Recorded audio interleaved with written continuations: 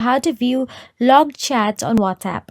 WhatsApp new chat log features lets user log specific chats, securing them with a password, fingerprint, or Face ID. So in order to view those, go to your WhatsApp first of all. Then swipe down on the chat list. This should reveal the logged chats folder if you have any logged conversations. You can see on the top. Simply tap on the logged chats folder.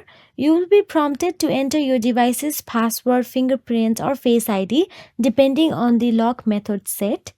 After authenticating, you will see a list of all logged chats. Tap on a chat to view messages. Once you leave a logged chat or exit the app, the chat will automatically relog for security. This feature adds an extra layer of privacy, hiding the chat's content from the main chat list and requiring authentication to view. So if you found this video helpful, please like, share and subscribe, and thank you so much for watching.